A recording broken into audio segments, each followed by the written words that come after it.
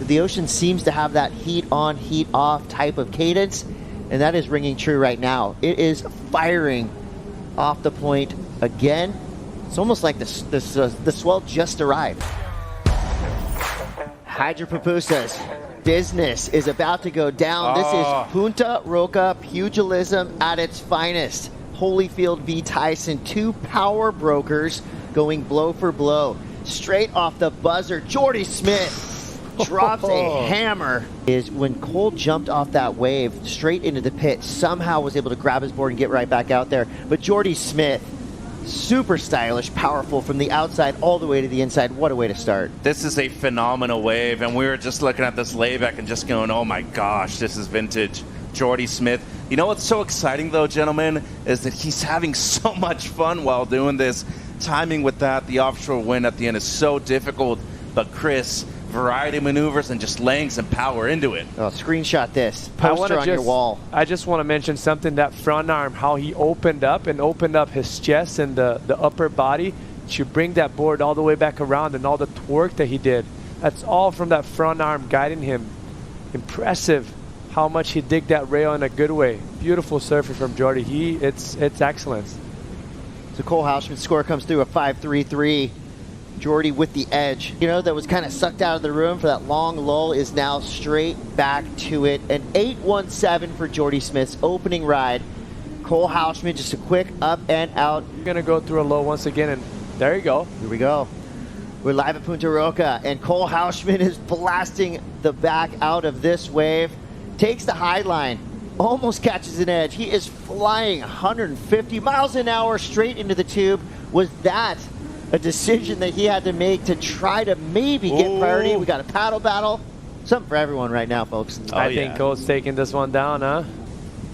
But wow, power surfing to start for Houshmand. Why was this wave kind of tempered at a mid-range score? Well, I think one thing, the first turn was great, has to take a high line. That was really difficult. Could have easily catched the rail right there. We just don't see the 2-for-1 right there. We would have seen more risk towards the end. We're probably seeing something at least in the upper good range. First turn was filthy, though. I mean, we're talking about strong offshore winds, somebody who's 6 feet 3 inches tall, Chris, and to be able to extend that entire frame when that wind's trying to push you back out is very difficult. That high line was gnarly, though. I mean, for people that have experienced that, I mean, you're catching a rail right there. You're going face forward and face planting on that thing. Triple barrel wave, one of the best waves of the entire event. So he has a lot to be happy about, and he's going to be going to Australia with a lot of momentum. So congrats to Crosby Colapinto. Now here we go. Jordy Smith looking for a backup score here. Kind of the same theory that we saw Matthew McGillivray employ. C.Houshmand now sitting on a 5.33. Smaller looking wave here. Just a quick tester. He's out. 28.30 now. Both surfers making their way back into the lineup most likely. It looks like Cole is going to get priority yet again. Seems like we've got a couple waves rolling through right here, Chris. And here we go. Jordy Smith. Deep paddle for this one. Takes off in the first wave of the set.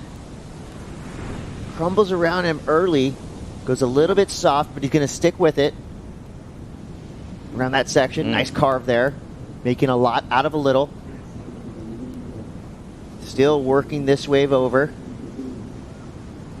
Hunting a ramp. Finds it. Blows the tail. I was going to say light work for Jordy Smith, but he went down. You can kind of tell he knew that this wave wasn't going to be a huge number. I think if this was in the last 30 seconds of the heat, most likely he would have tried a little bit harder to pull that air, but he didn't need it. And maybe just even finish it off, you know, like.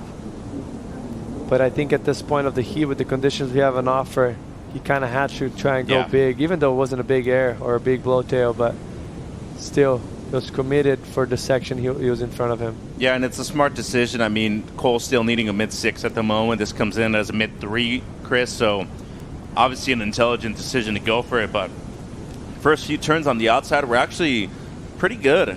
But as we're considering the size of the waves out there, the quality of the waves that we still have on offer, even though they take a while, judges are going to keep this one relatively low. And right here, as you said, he probably just could have popped a little bit of a straighter air or something not as critical as that one. I like the attempt, though. Imagine if you get your 5 right there. Excellent wave scores 305. Here's Houshi with the answer, Chris. Looking for a 6.52. That's an attainable score when your backhand is looking as lethal as this.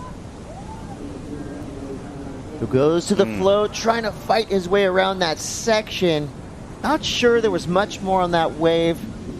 He ended up falling, so the judges are like expecting more from the wave. Then all of a sudden it's done, so yeah. This is not coming in a 6.52. Right here, he goes down the line hoping that he can go around this section here. Is this wave going to be Cole's chance? Jordy says no, lets him go. And it's not going to happen. That's also the advantage of being on your front side. Like, he could see that he could have probably not went around that section. Activate and take this wave away from Cole. It's the one time in surfing that dropping in He's gonna pull the on your friend in the water is totally legal. And here we go. Jordy Smith. Remember, his low score right now is a 3.67, so he has room to grow as well. Ooh. And he's hoping for this wave to fire up a little bit down the line. So far, pretty lackluster, and it ends the same. Bit of a dud there. Did Jordy Smith take a lemon? Did you see the difference on the lip line and how much trickier it is for the surfers to actually identify it and time it perfectly? Just early enough to get that nice explosion that the judges love to see.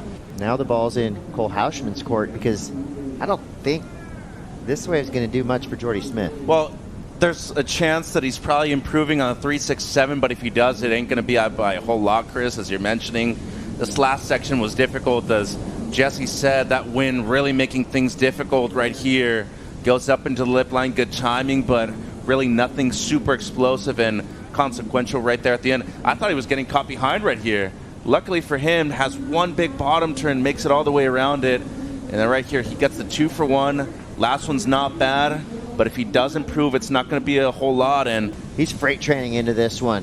C.Houshmand exercises his freedom of choice. Quick airdrop down a set of stairs. Now he goes into a series of turns. Solid on the first 2. Nothing flashy quite yet. And that wave just dies out beneath him, pulls out. Sucked out of the room is Jordy Smith now.